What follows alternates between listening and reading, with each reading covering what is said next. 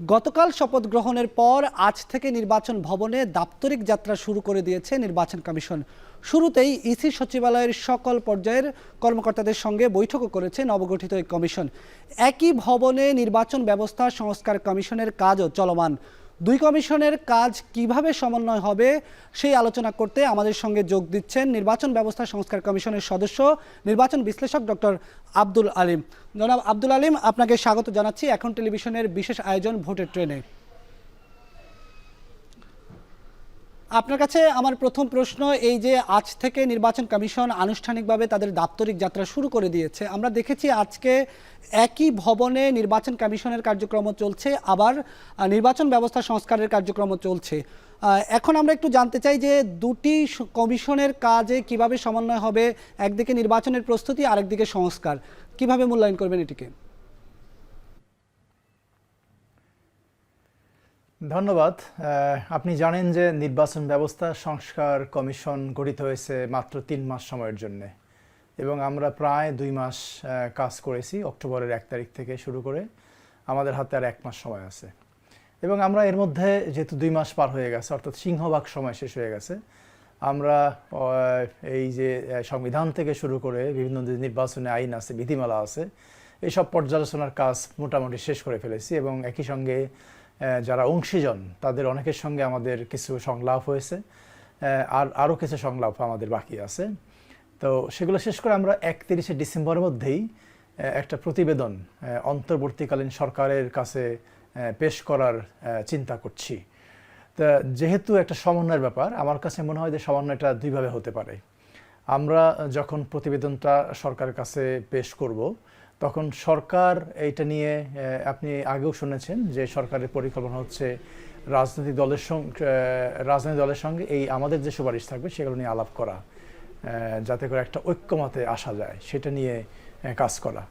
আর আরেকটা অপশন হতে পারে, যেহেতু এখন ইলেকশন কমিশন গঠিত হয়ে গেছে, আমরা অনেকটা কাজ এগিয়েও গেছি, এবং একটা রাজনৈতিক দলগুলোর কাছ থেকে এক ধরনের প্রেশার আছে যে মিনিমাম যে সংস্কারগুলো দরকার সেগুলো শেষ করে নির্বাচন করা।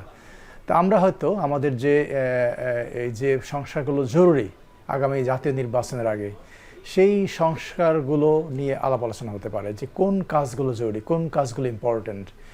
সেটা নির্বাচন কমিশন যদি মনে করে আমাদের সঙ্গে বসতে পারে, আবার সরকারও যদি মনে করে যে তাদেরকে এগুলো তাদের কাছে হ্যান্ডওভার করা, এবং সেক্ষেত্রে সরকার নির্বাচন কমিশনকে এগুলো দিতে পারে। সো আমার কাছে মনে হয় এটা কোনো জটিল বা কঠিন কোনো বিষয় না।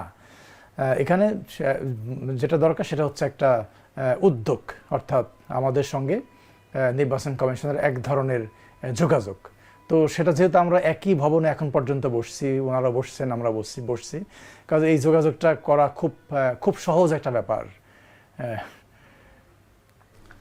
জনাব আব্দুল আলিম, আপনার কাছে আমার সর্বশেষ যেটি প্রশ্ন, দ্বিতীয় প্রশ্ন, সেটি হচ্ছে যে আমরা যে নির্বাচন কমিশন দেখলাম, অতীতের 3টি নির্বাচন কমিশন, যে 3টি নির্বাচন বিতর্কিত হয়েছে, যারা নির্বাচন কমিশনার হিসেবে এসেছে তাদের মূল্যায়নের বিষয়টি আলাদা। কিন্তু আমি যদি বলি যে আসলে কাঠামোগত দিক থেকে বিগত 3টি নির্বাচন কমিশন যেই কাঠামোতে ছিল, বর্তমান কমিশনও কিন্তু সেই কাঠামোতেই গঠিত হয়েছে।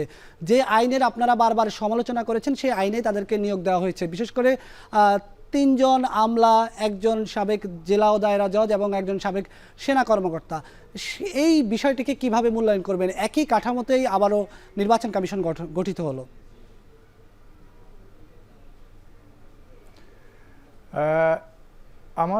আমার ব্যক্তিগত অভিমত হচ্ছে যে আমরা যে আইনটাকে ত্রুটিপূর্ণ বলছি, অর্থাৎ 2022 সালের যে আইনটা, সেই আইনটা একটা ত্রুটিপূর্ণ আইন। আন্তর্জাতিক যে মানদণ্ডগুলো আছে তার সঙ্গে এই আইনটি যায় না।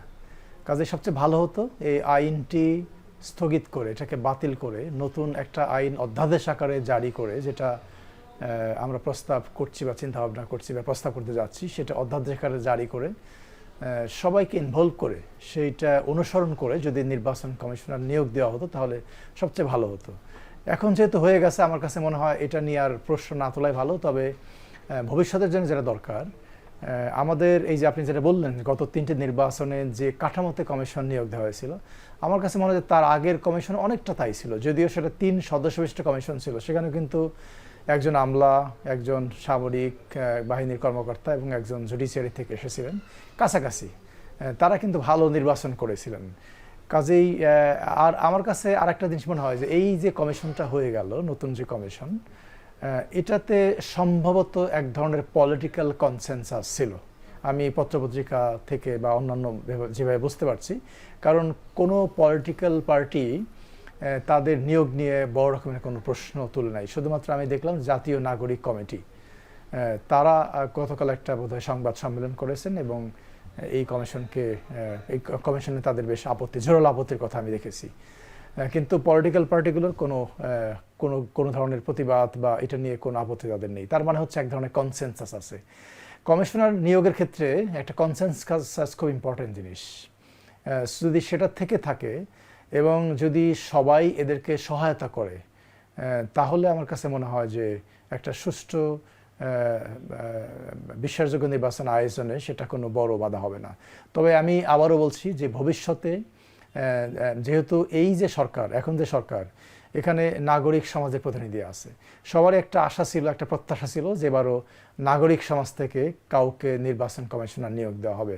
সে বিশ্ববিদ্যালয়ের অধ্যাপক হোক, সাংবাদিক হোক, বা যারা ইলেকশন নিয়ে কাজ করে, গবেষণা করে, তাদের একজন হোক, কাউকে না কাউকে হয়তো নিয়োগ দেওয়া হবে, এই ধরনের একটা প্রত্যাশা সবার কাছেই ছিল। এখন যেহেতু সেটা হয় নাই, আমরা হয়তো ভবিষ্যতে সেটা দেখব বলে আশা করি। জনাব আব্দুল আলিম, ধন্যবাদ আপনাকে আমাদের সঙ্গে যুক্ত হওয়ার জন্য। আমরা কথা বলছিলাম নির্বাচন বিশ্লেষক এবং নির্বাচন ব্যবস্থা সংস্কার কমিশনের সদস্য ডক্টর আব্দুল আলিমের সঙ্গে।